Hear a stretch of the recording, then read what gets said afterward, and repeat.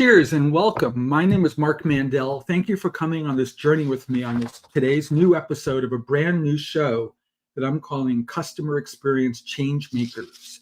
Let me take a moment to introduce this new show because it is episode number 1 of this new show, and I'm glad that you're here to take a look at it. You know, for those of you who know me from the past, you know I've done a lot of these video podcasts now for coming up on a year. And during these video podcasts, I've used different show formats to introduce some of my friends in the customer experience industry to you, some of whom are client-side practitioners, some of whom are vendor-side companies. You know, today, this Changemakers show is something new, and let me explain what it is and where I believe it plays an important role. Changemakers for me is about the entrepreneurs out there, the people who are out there thinking, using the Apple terminology, thinking different. They're out there that, these are the guys in customer experience in the solution space on the vendor side of the conversation who are not out there just following the next guy's path, but rather people who are trying to pave their own roads and have a different capability or a different story or a different value proposition that I think is really important and really exciting. Some of you have went to either business school or may have read articles and books. You may have heard the term blue ocean strategy, red ocean strategy. I'm a big fan of blue ocean strategy thinking, where it's about going into a new direction, where there's not other competition, where there's not another clone. You think about most of the customer experience industry on the tech side, there's too many of us who are out there just saying, you know what, I'm going to build a company by just making a cheaper clone of Qualtrics or a cheaper clone of Medallia. That's not very interesting to me. The gentleman who I'm going to have on here in a couple of minutes with me, his name is Richard Owen. And Richard is out there doing whatever the opposite of that is. Richard's out there saying, you know what? The stories that Qualtrics and Medallia are telling you are just fine for Qualtrics and Medallia, but they're not fine for me. I believe, and as does Richard, that there is a better story, a better proposition in the world of customer experience technology that he's out there telling, and I want him to share that story with you in just a few minutes. And so that's really the purpose of this show, is to spotlight these entrepreneurs in the customer experience vendor side of the equation who are out there telling a uniquely different and more valuable story than the other guys. This is the first time we're doing this. And so again, thank you for coming along. We'll get it right along the way as we do this together. Before I bring Richard out, though, I wanted to take a few minutes and just like I normally do on my other shows, just do a little bit of housekeeping together with you. The first thing I want to talk about, because you guys have all responded overwhelmingly in the past year, every time I have what I call the Customer Experience Book Club, I give away books as my gift. And I keep holding up copies of, for example, this book here called Experience Rules, written by Michael Hinshaw and Diane Majors, 2 good friends of mine in the CX space. This is one of my favorite recent how-to books in the world of customer experience work. And I have about 10 copies left of this book here at my house that have been given to me by Michael and Diane specifically to give to you. So if you want a free copy as my gift, or even a couple of copies, just reach out to me and say, hey, give me a copy of Michael's book and I'll make sure that it's on its way to you. It's a terrific book. The next housekeeping item I want to talk a little bit about is next week. We're doing this show live today on June 19th. But next week, starting Monday, June 23rd, is the beginning of the North American Forrester Customer Experience event. It's pretty much that whole week, from the 23rd through the end of the week in Nashville, Tennessee. I'll be there for the week, as maybe you are too. But if you don't know much about the show, the way I describe the Forrester conference these days, it's kind of like the Woodstock customer experience work, where it's going to be probably, 1,000 or 1,100 people, maybe 1,200 people getting together for a week and looking at, all the latest trends, the new ideas, the new innovations, networking with each other in and around the customer experience space. As I said, I'll be there. It's going to be a scene. If you're on the fence about going to Nashville next week, in part because of the costs, let me know. I can probably figure out a way to get you a discount to get into that show. If you'd like to come along, I could probably get you a reduced price conference pass and maybe some other benefits as well. So just let me know if you'd like to get into the Forrester show, and I'll do what I can to help you out. If you are coming, I want to try, if you'll indulge me for a moment, I want to try an experiment with you here. I don't know how far this show reaches into our industry. I have no way to gauge the interest and the reach of this program at this point because it's newness. So I wanted to try an experiment relative to next week. What I want to say is, if you're here today listening to this show and you're going to Forrester next week, the first person who finds me at Forrester and says they heard or saw this show, I have a $100 bill in my pocket to give you. I just want to say I'll give you $300 just for the sake of saying you saw the show. But the catch is you got to have seen the show. So if you're listening here, make a mental note, find that guy, Mark Mandel, next week at the show and say you heard or saw this show. And again, a $100 bill in my pocket will be in your hands. It's my gift for listening in to this show. The last thing in terms of housekeeping about next week's show I also want to talk about is next Wednesday evening. Wednesday evening, June 25th, is I bought a bunch of tickets to go to something in Nashville that I think is really fun. It's called the Grand Ole Opry. I don't know if you've heard of the Grand Ole Opry, but it's like ultimate hardcore Nashville, Tennessee. If you're into that whole country music scene, and it's fun, the Grand Ole Opry is like the epicenter of country music. And I bought a bunch of tickets to go see the show that evening, which is walkable from where the conference is. We don't have to get on a bus or a van or an Uber. It's right there. It's right across the parking lot. And I hope you'll consider coming as my guest. It's going to be a fun evening. I'm buying dinner, I got show tickets, drinks, have a good evening. And all you have to do is come find me and say, let me come, or even message me here beforehand and say, let me come to the Grand Ole Opry. And I'll make sure that one of those tickets is set aside for you in the hope that you do come. Now, for the real reason that we're getting together here, what I really want to do is take a moment and talk about a gentleman who's become very important in my life. His name is Richard Owen. And I realize that many of you know or even think you know Richard Owen. You know, I'll give you a quick anecdote. I must have introduced Richard now, or so I thought, to a couple dozen people since I've begun partnering with Richard over the last 6 or 7 months. And it turns out that a lot of the people that I was introducing Richard to, Richard already knew. You know, people come up and say, hey, didn't we do such and such like 10 years ago? And sure, Richard's one of these guys that is just so uber connected in the customer experience world. It's hard to introduce him to new people because everybody knows him. But he's one of those guys that I think walks the walk as it relates to not just customer experience minded work, but is out there making differences. He's out there paving those new roads. He's out there making changes to how we think about the work that we do. And I can't think of a gentleman who more closely epitomizes the values I was talking about a few minutes ago about what is a change maker than Richard Owen. And Richard Owen, through his new company, or his recent company, OCX Cognition, and I have been partnering together, as I said, since late last year. And it's a partnership that I'm especially excited about and especially proud of. Because of that affiliation, I get to learn so much and be part of these stories that Richard's out there building.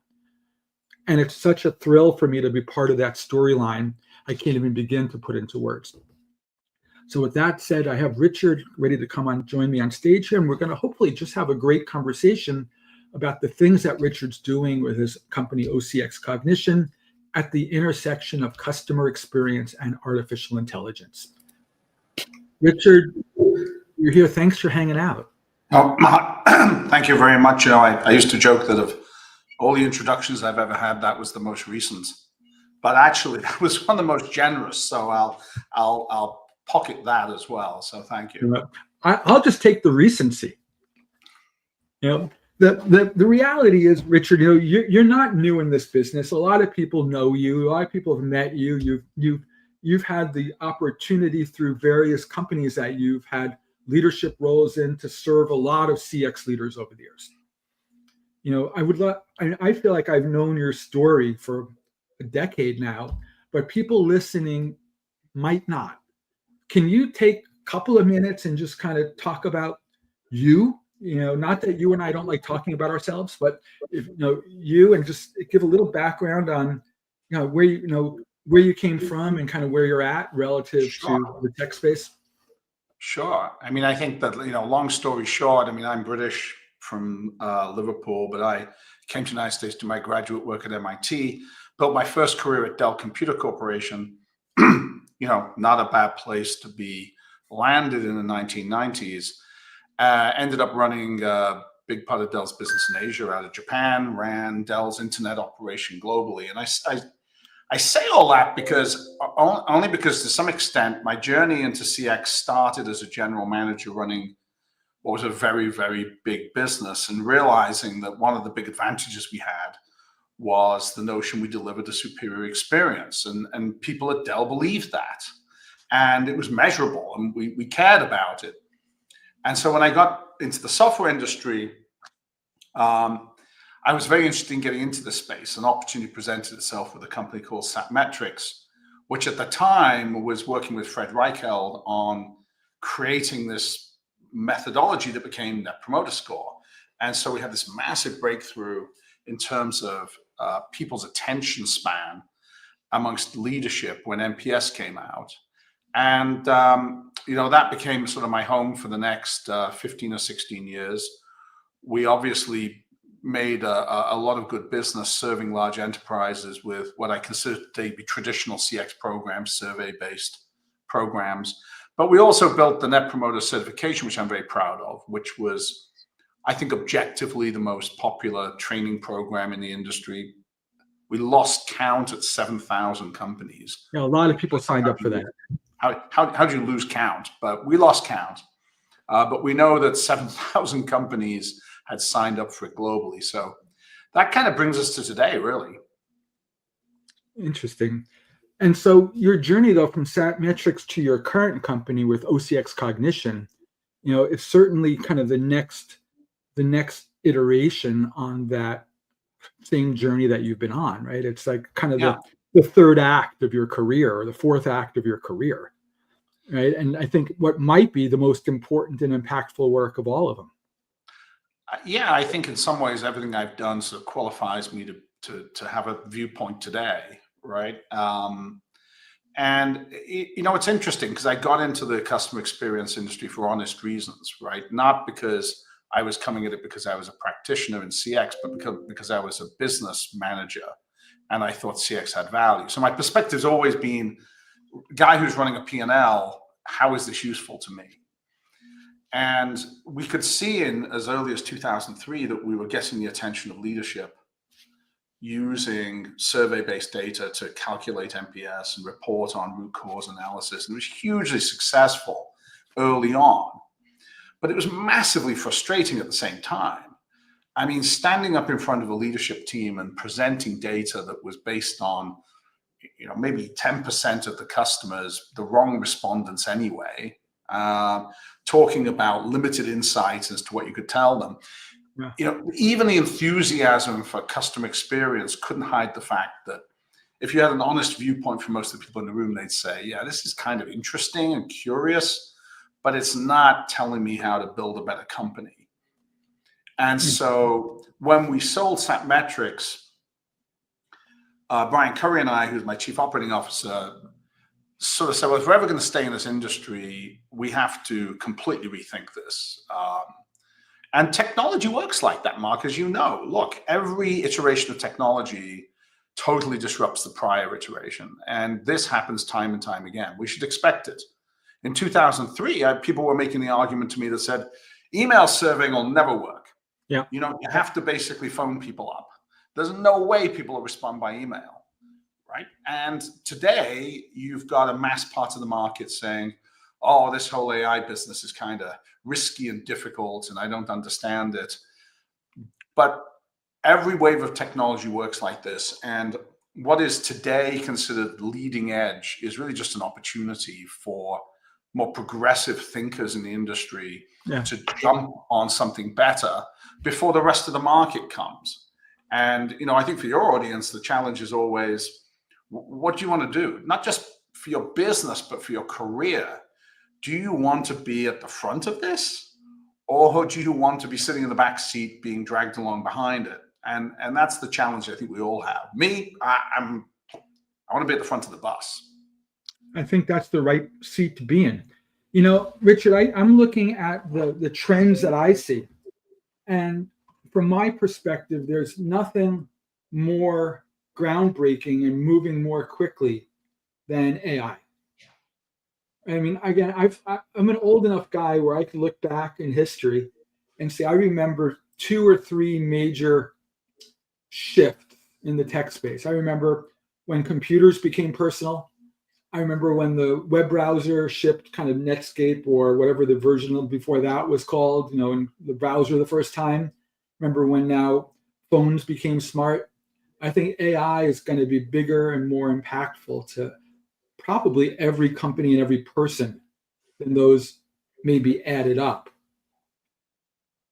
Yeah, you know, back in the day when you, me, and Charlie Babbage were hanging out, you know, talking about computers, all this seemed very fanciful. But I think, look, the tech industry loves to say, this is the next big thing, and it's going to be bigger than everything else before. And, you know, maybe fresh in people's minds, the metaverse, you know, the metaverse was going to be transformative. It wasn't that long ago. Don't see too much on that. So I think there's a tendency for people to go, AI, you know, it's everywhere. It's hyped like crazy. Everything is AI washed. I mean, now you got AI vacuum cleaners and AI toothbrushes, right? So there's a huge amount of nonsense. And somehow that can obscure what's actually happening. I think if we're objective about it for a second, the rate of progress in capability, and I define that as the ability of machines to move into general purpose technologies that can be applied to solving business problems. The acceleration is unbelievable. It's being fueled by eye-popping levels of investments in foundational models, right? I mean, people drop 100 billion on something and don't think too much about it. And so we have this race to build massive platforms that are unprecedented in the tech industry in terms of their size, scope, and potential. And all that points to the fact that one way or another, this is going to change people's lives. Oh, and one other thing, I think one of the things that's truly changed people's perception of AI, of course, has been ChatGPT. Mm-hmm. Look, at the end of the day, it's not that it's necessarily large language models and necessarily, you know, the end point or the true revolution, but they made accessible to people something that was just, you know, invisible up to that point. Oh, now you've got a natural language chat interface and you can talk to this and you can ask questions and it comes back with amazing answers. You can write you a screenplay. That makes AI seem very tangible, which I think in of itself is a big part of the trick. How do we make these technologies useful? And that's going to accelerate things massively. And I'll say one final thing on acceleration, Mark, because I was having this debate about procrastination just the other day. And there's a tendency for people to say, well, you know, we're not a leader. Our business isn't a leader. I'm not a leader. I want to wait to see how this pans out. There's a difference in AI than previous waves of technology. The nature of it in terms of the accumulation of machine learning expertise, the way machines learn, accumulate data, build more data, means that laggards are going to get left behind at a far more rapid pace than in any previous generation of technology. In fact, it's not an exaggeration to say that if you fall behind, catching up might simply be a mathematical impossibility because your competition has data sets that they have accumulated, which are just going to keep growing and getting better, and algorithms get better. And so we're in an unusual race, a race where to some extent, if you fall behind, you can't just put the gas pedal down and catch up. you may never catch up. Yeah. I mean, and it's interesting. You raised an interesting point looking back on history first before we move on from it. I'm going to make a very intentional comparison between not just AI, but you mentioned like Chat GPT, right? And the web, but specifically, the web, when it was new, became accessible when the browser came along, but that's not the beginning of the web. The web predates the browser, just as AI predates ChatGPT. But it was a way for using the Apple terminology, the mere mortal, to get into this brave new world and explore it and to consumerize it a little bit and to make it accessible to non-data scientists and non-networking experts and non-whatever. Right? And I think that's the stage that we're in now in the generative AI side of the world. Is we're seeing a lot of consumerization of AI by way of these initiatives and products like ChatGPT and those that look like it. Yeah. Right? And I think you're taking a different path, right? You're not out there building another chatbot. You're out there saying, you know what? I think, I don't want to paraphrase for you, but one of the things that really gets me all kind of in a good way hot and bothered a little bit about what you're doing is you're taking both machine learning and generative AI. And the way I interpret it, you're using both for what they're great at. You're taking machine learning to do things like pattern and signal detection in data and large data sets. And then using generative AI to explain it. Right? Yeah, I think, I think it's interesting when we think of the fundamental problem we've had, and again, coming at this from a CX industry perspective, and you say, we've been running this paradigm, and to some extent, I'd like to think it got kicked off a lot with the original research around NPS. But for a lot of companies, we've been running this paradigm where we surveyed customers, we got some NPS data, we got some root cause analysis, we ran some closed loop activities on it, and that was the gig. Yep. Now, notwithstanding some forays into contact center where we'll run some natural language processing on contact center conversations, which enables you to do interesting things in the contact center. For the mainstream work around CX, that was the model 20 years ago. It's still the model today. Some embellishments, but that's it. Yep.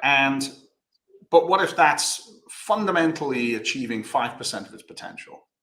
Right. So instead of 5% of your customers, what if you had 100% of your customers? Every single customer near instantaneously scored. So yep. A customer buys from you and days later, they're a promoter. Any customer, without answering a survey.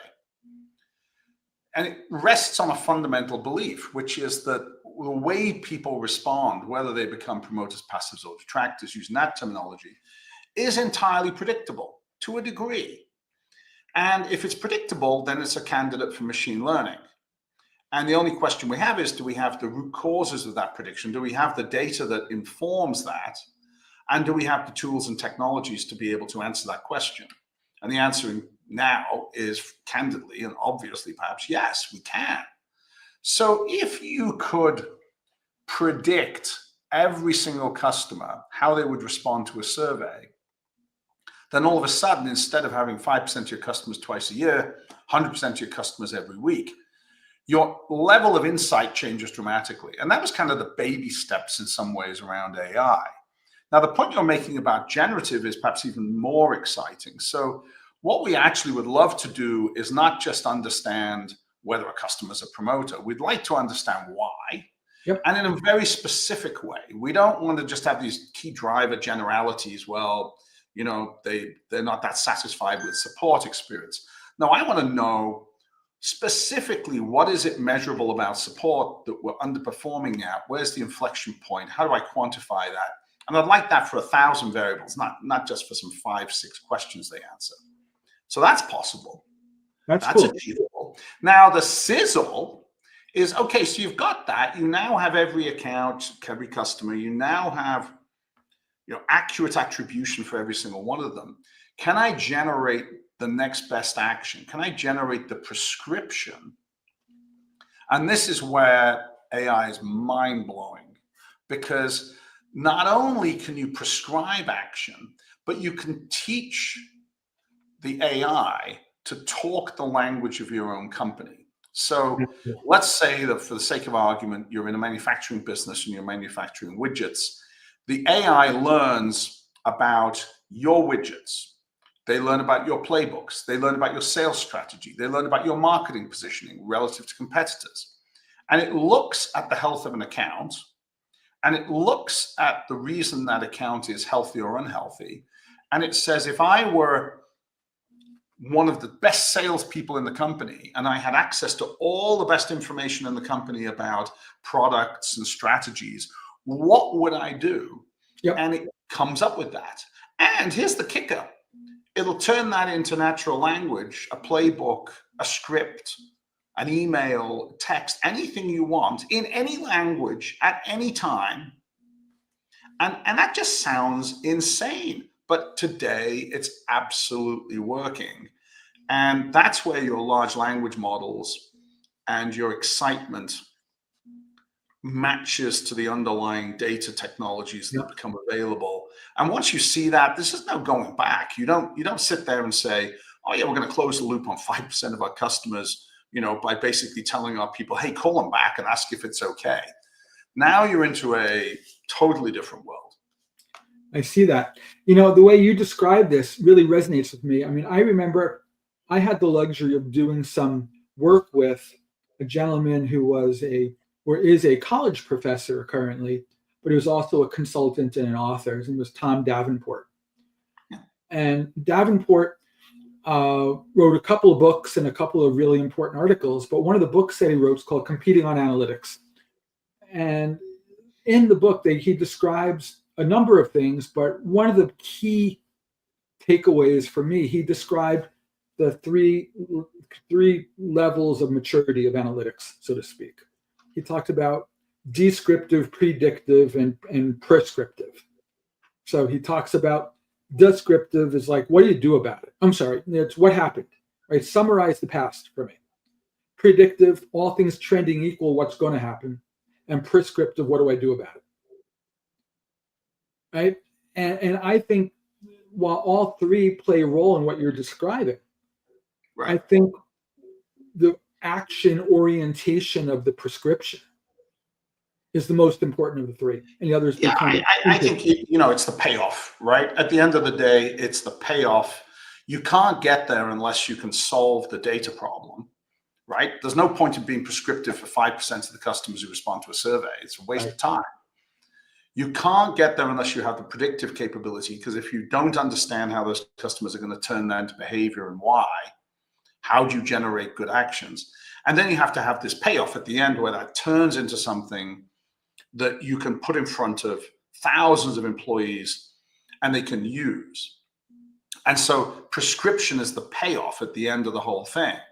And it just happens to be the piece that uses the most exciting and cool piece of technology, the natural language, the chat interfaces, but it's built on that entire foundation. And I think Davenport shared a fundamental understanding of how competitive advantage evolves in analytics.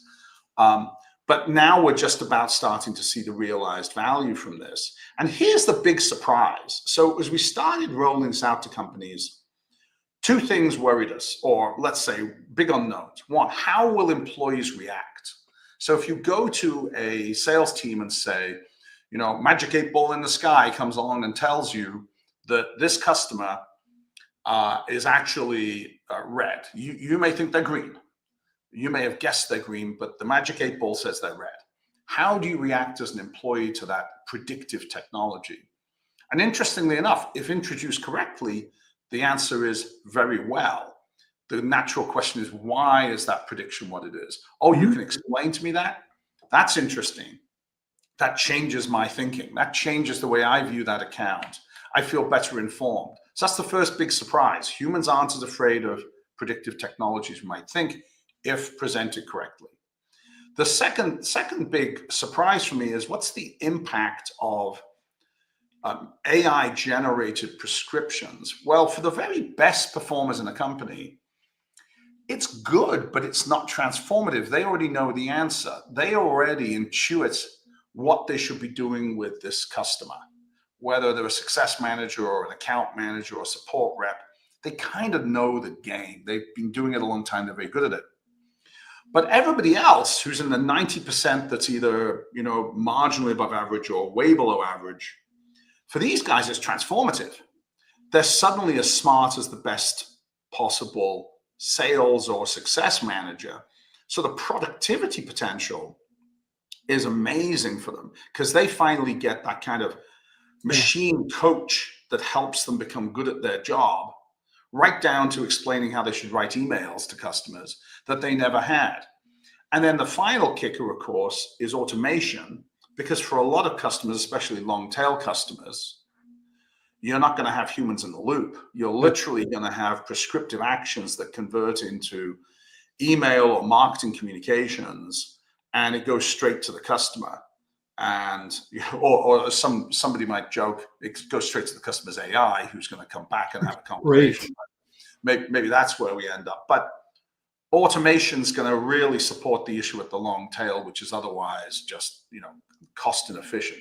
So those are the big surprises. But that's not to be surprised, I suppose, when we think about it. So I see what you're saying here, and this is something that comes across as sort of net new to me. Is there might be a fourth tier to this story beyond prescription, which is orchestration, right? Moving into the activation of the prescription. Well, yeah, it's interesting, right? For most of us now, when we get on a Zoom call or a Teams call, the first thing we see is 3 attendees and 6 AI bots. Yes. And it can't help but think, well, at what point do all the humans just drop off and the AI bots can have the meeting and we can get on with it, right? Exactly. And even scarier when you think that they can switch from English to a different language, which is much more time efficient, and then they talk amongst themselves and presumably find a way to overthrow our society. But there are huge potential in us finding ways to interact with customers differently if we understand those customers. So I keep bringing it back to this idea that everything's just cosmetic unless we understand the fundamental health of these customers, by which I mean their level of loyalty, what's driving that, their propensity to repurchase. That's foundational. Otherwise, it's all just superficial. If we don't know that, then we're just basically supplanting humans with technology to have a conversation, but we've no great insight powering that conversation. So, you think of Davenport presents it as a curve for a very good reason. These are foundations you build on to come up with a really good answer. It's interesting. You and I had a meeting not too long ago with a gentleman in New York, and he had an interesting observation that I want to touch on with you. He was talking about, I'm not going to call it a concern or an objection. It was something he was aware of, where he said, some of our A players are going to use the terminology, I don't want to become the machine's bitch. Right. And the reality is, I look at what you were describing a minute ago, kind of A player, B player. The B players get to be up leveled by the AI if they follow the prescription, and play the game. But the A players who have already a good handle on these customer relationships, or whatever you want to couch it as, could feel like they're being dictated to in an unnecessary way. And I'm wondering if you've seen that in your practice, and if there's ways to take this AI-generated insight, this AI-generated set of recommendations and actions, and package them in ways where even the A players are willing to consume it. So I think that there's no general answer to that problem. A lot's going to depend on culture, companies, how they approach things. Look, it reminds me of the original deployments of CRM systems or SFA systems, late 90s, right? Yep. Oh, here we are. Please enter all your contacts and your deal flow. Yeah, we know how well that went, right? We're still struggling. We're still struggling. We're going to, if we're not thoughtful about this, we're going to meet internal resistance points. And to get past that, leadership needs to develop trust. And it needs to develop a belief that we are committed to our team members. We're committed to making them more successful. And frankly, a lot of companies are going totally the wrong way, right? Their first instinct with AI is, great, this is a way to cut out 20% of our contact center people. Yeah. Now, think for a second the signal that sends, not just to employees, but also to customers, which is, basically every form of technology is just human displacement. Now, maybe that works in the sense that you get some cost reduction. Maybe it doesn't. Maybe it just backfires on you.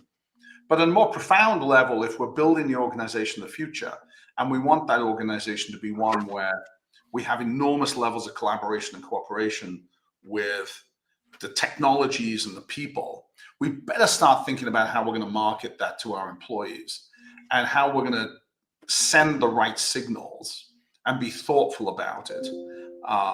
And I think that there's a headline every day. I saw one the other day about, Jassy, who's the head of Amazon, talking about, the productivity curve of white collar workers and, get with the program, learn AI or be out of a job, paraphrasing, right?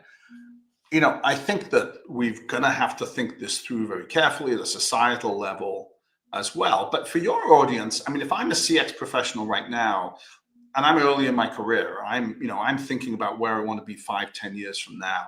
Yep. This is an enormous personal opportunity, right? To set yourself apart, to build a skill set that's in the future, to maintain that skill set. And to future-proof it. And to future-proof it as much as is possible, right? And I'd go as far as to say that if I'm at a company that isn't moving in future directions, isn't willing to even speculate or try things or pilot, for goodness sake, yep, then I'm in the wrong company. I'm in and this isn't going to look good at the point when employers are looking for the next set of skills and they're looking for the experience. So it's both a tremendous opportunity for people and a tremendous risk. And I think people are at an inflection point in their personal choices and how they go about this. In the same way they probably were, Mark, 20 years ago when NPS came out and it was like, well, are you going to hitch your wagon to traditional CX programs and telephone surveying and everything, or are you going to try and get onto this wagon, which is going to define the next generation of technology? So opportunity and risk, yeah, but also a hell of a lot of fun. Come on, this stuff's cool. It's really cool. Why not? So what I hear you saying is that couple of things. For me, the key takeaways from the last few minutes are pretty clear. That, we've spent as CX professionals our careers asking customers how much they love us. And I think that the world has changed.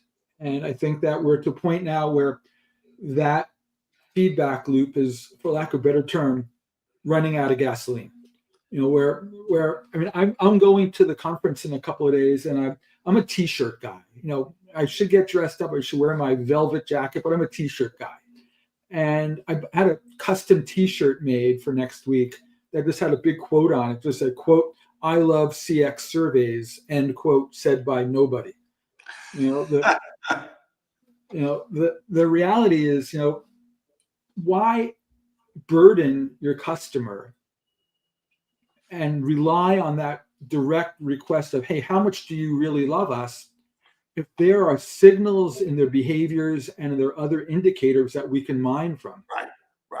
Well, look, there's an old trope, right, that people roll out about Henry Ford and, faster horses, right? Yep. I think where people go wrong is today, if Henry Ford was doing that, he'd be surrounded by Armani-clad salespeople explaining why what you need is a marginally faster horse. And by the way, our horses have swishier tails, and don't listen to the guys telling you need automobiles, right? And I think this is what muddies the waters. If you're today a professional in the industry, the incumbent companies, and no disrespect at all, because this is technology, they have built fabulous businesses based on the traditional paradigm. And in every technology industry, the defenders of the status quo hang on and try and persuade you that the status quo is the safe way, it's the best way. And they'll be very good at making that argument, and they should be.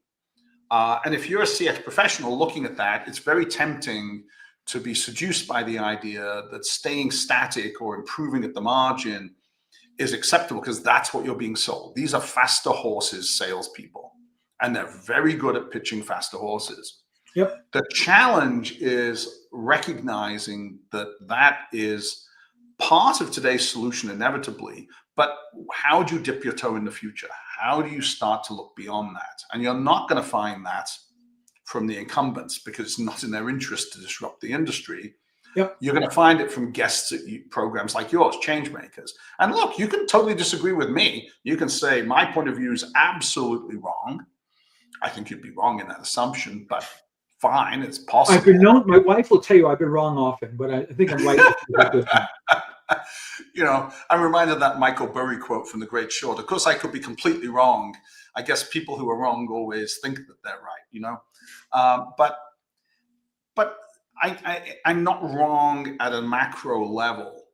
Whether our approach is right or somebody else has a better idea around this, 5 to 10 years from now, we will not be counting on surveys as our primary way of understanding customers.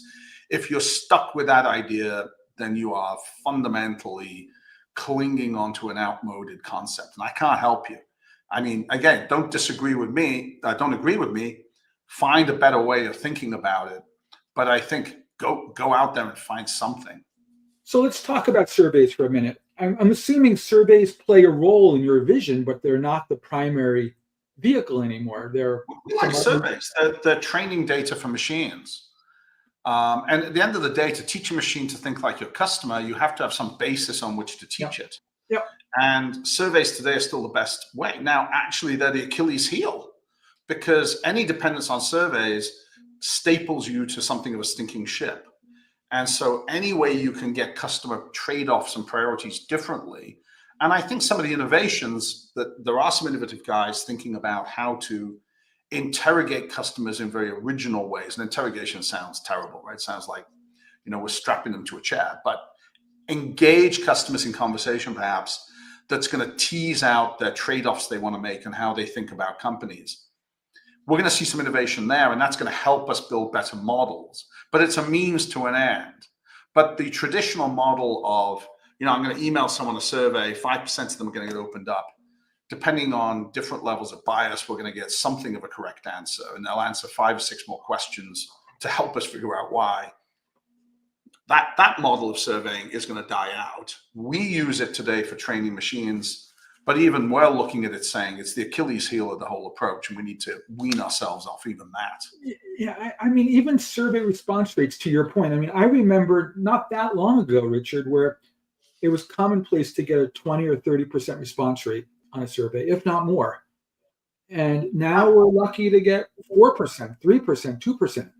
I stood up at the Net Promoter Conference probably 15 years ago and said, survey response rates are on inevitable decline. And I probably got booed off the stage. It wasn't the first time. I think my own audience wasn't happy with me saying that. And I was in the survey business. There's no way to halt this decline. And it's, if you think about it, it's a fundamental problem. It's anything, economists like to call it tragedy of the commons. It's an overused free resource called customers' time. If everybody is surveying customers more and more and more, lower marginal cost, they're not going to suddenly start allocating more of their time to answering surveys. They are in fact allocating less of their time, and that more surveys, less time, you do the math. Yep. Response rates are heading on a curve to zero. It's just a matter of time. And that's going to create challenges for us, even when it comes to building the machine algorithms. The plus we have is that the surveys are a tool to an end. They're not the end itself. But I think people are worried about response rate decline and framing it as, well, it was 6% last year, it's 5% this year, are totally misthinking this. They should be thinking, how do we get off this jalopy of the technology industry and get somewhere where we can start thinking differently about this whole problem? That's fascinating. So it sounds very clear that surveys, at least today, do play a role, but instead of it being as direct one-to-one relationship to insight generation, you talk about training the AI, training the model, training the machine, and using that to then using the models to then amplify or to replicate or to find those patterns and signals in the feedback that you got and apply it to the unanswered majority. Exactly. And look, the good news is surveys are a commodity, right? There's terrific product out there. Sure. And The net cost of nearly zero on a per unit basis. right. And if you're locked into a contract store where you're spending a fortune on these survey engines, well, do yourself a favor, get out of that contract, right? At this point, it's a race to the bottom. The vendors know it. That's what happens with technology. You're the beneficiary. So let's say that you had a spend, and I'm picking a very large company, and you were spending $1 million a year on a CX program, and 800 of that was going to survey technology 2 or 3 years ago. 100 of that's going to survey technology 2 or 3 years from now. Now, the space that opens up for you to do innovation in technology is massive. And so we're going to see commoditization of surveying technology. We're going to see cost reduction. All the innovation is going to take place around it. And that creates an opportunity, to actually spend the same money, but just get a dramatically better result. But that's the history of technology, Mark, right? Every year I've been in the industry, it's spend the same or less and get more. Yep. So no surprise. Well, you're offering dramatically more, aren't you? I mean, you were saying earlier, what your proposition fundamentally is built on is this notion that it creates the appearance of 100% fulfillment rate in a real-time, replenishment way. Mathematically, it's about 1,000 times more data for your typical company, and 2,000 data attributes as opposed to 5, an ability to do generative based on that and predictive analytics. Yeah, I mean, it's objectively 1,000 times better, and that shouldn't surprise us, right? I mean, if people think that's hyperbolic, why are we surprised by that? I mean, every wave of technology creates step function improvements. Frankly, you should be disappointed if we're not getting that kind of massive step function improvement in capability, especially, frankly, given that surveys is a very old technology set. It's kind of, predates a lot of modern techniques anyway. But I'm actually as interested now, Mark, in how we think about educating this generation of CX professionals. Let's talk about it, because we had mentioned before your NPS certification from the past. Right. Let's talk about what you've learned from that and what we can do now to bring that full circle. Well, so we started NPS certification in 2008, and Fred Reicheld and my colleague Laura Brooks and I sort of wrote that original curriculum, and it was, I say, extraordinarily well adopted. I mean, we lost track at 7,000, and it was translated in multiple languages. It still sells in Japan. I mean, quite remarkable how popular it is overseas. But if you looked at it today, if you were honest about it, you'd say it's a methodology that is showing its age. I mean, it's definitely a 2008 vintage. And I think that we set out about a year ago to say, well, what could we bring that completely up to date? And there were 2 problems with that. First of all, everything had to be rewritten and rethought because the transformation is so profound. But also, we recognized that whatever we came up with was going to be obsolete almost instantaneously.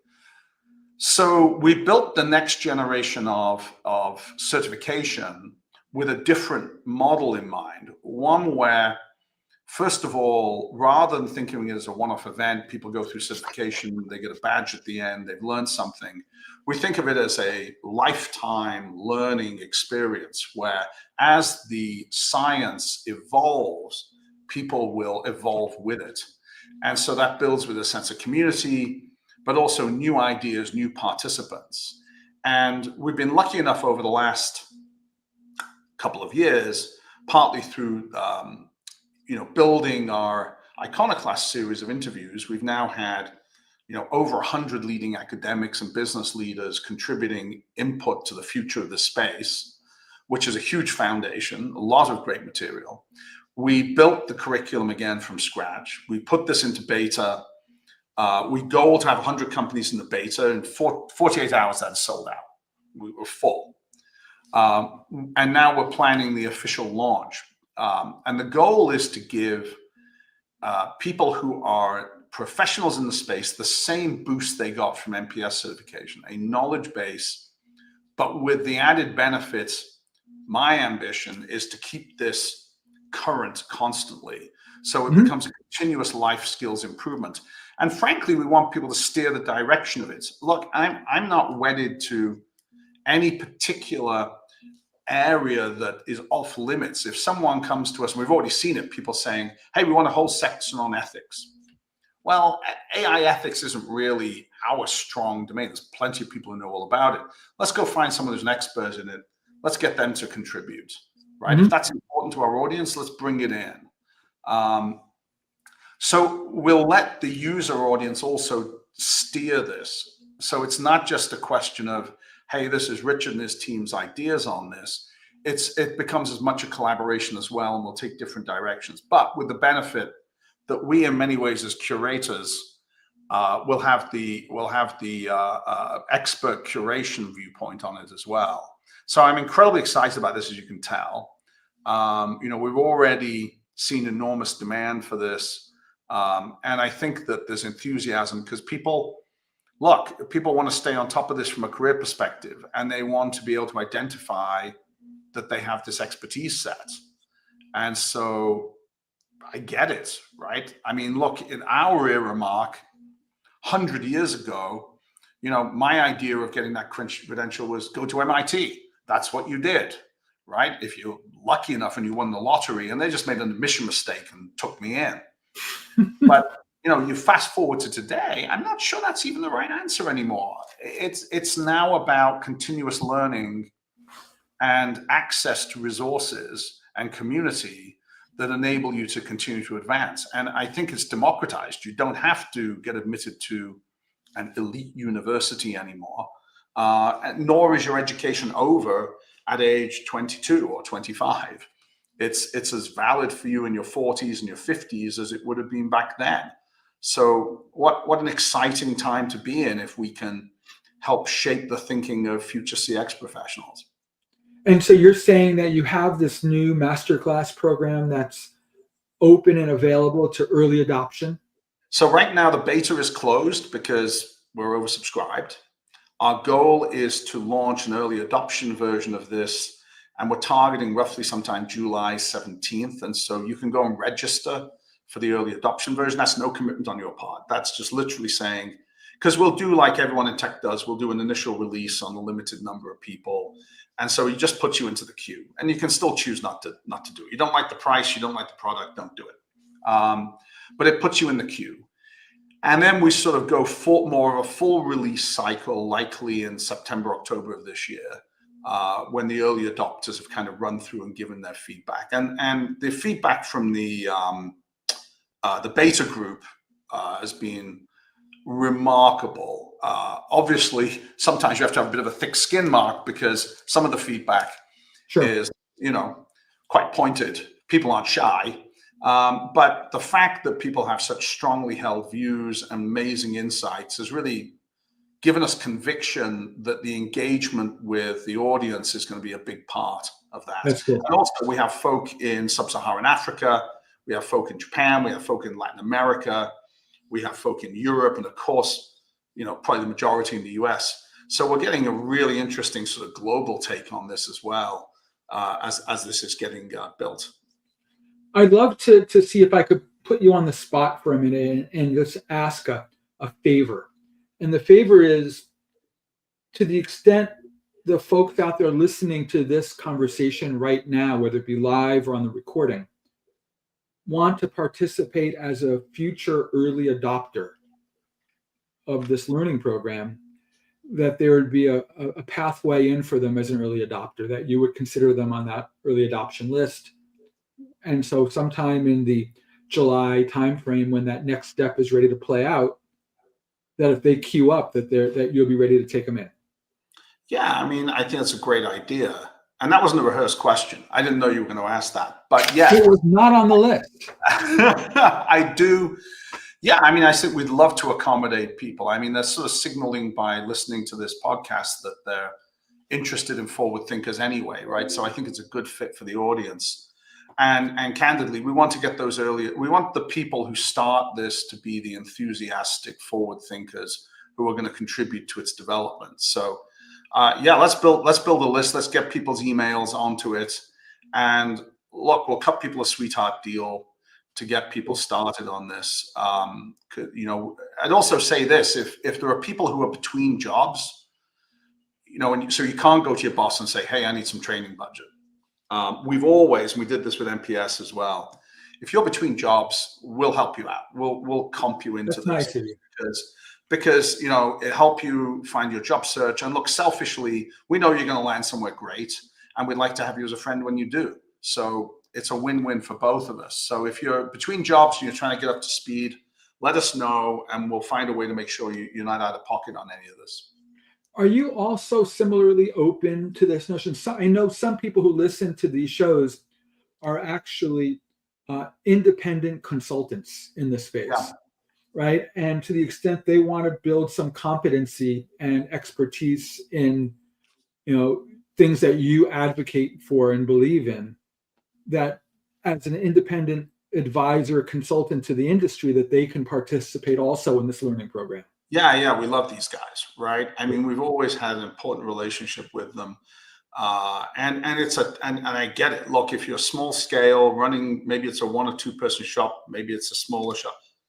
It's a tough hustle out there, right? And I think if you can tell a story that's forward thinking and innovative in any way, it helps you in your sales and marketing. And so why not get in front of this? And we'd love to collaborate somehow, help you guys get a foot up on this ladder here.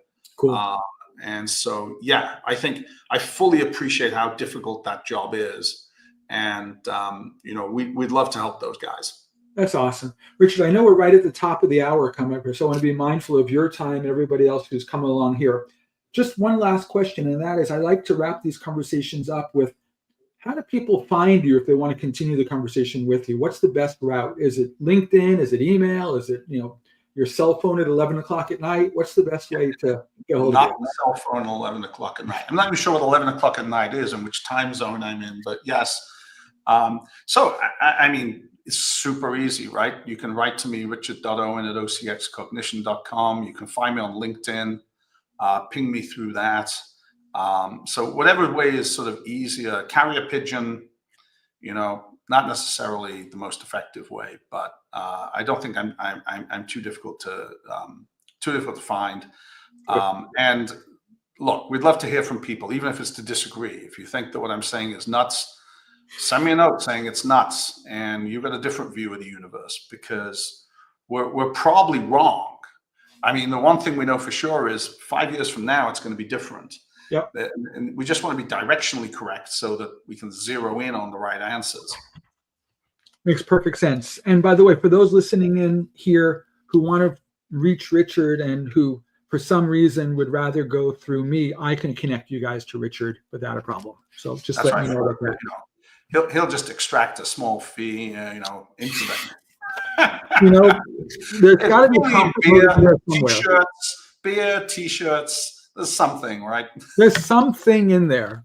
Richard, thank you for hanging out with us. It's always, I learn every time we talk from you, and I'm grateful and selfishly grateful for that. So Marcus, that's a pleasure, mate. I really appreciate it. You know, guys, you know, Richard's up to something that I think is real important. The work that he's doing is so groundbreaking in this AI area of customer experience and understanding customers at a new level. If you really want to think about your customers and your insights and action orientation on that insight, take a look at OCX Cognition. I think you'll be pleasantly surprised by the realities of what they've built. They've built a actionable, deliverable platform today. We're not talking about future stuff. We're not talking about things that are hopefully down the road. He's delivering success today with that capability. Guys, next week, as I said, is Forrester. We'll see you guys from the Forrester show floor. It's going to be a scene. If you're coming to Forrester, come look me up. As I said, I got $100 in my pocket for you. And if you want a copy of Michael and Diane's book, just let me know, and I'll get you a copy of that as well. My friends, thank you for coming on this journey with Richard and me today. Richard, it's always fun to hang out with you, sir. And my friends, we'll see you guys next week from Nashville. Take care, guys. Bye-bye now.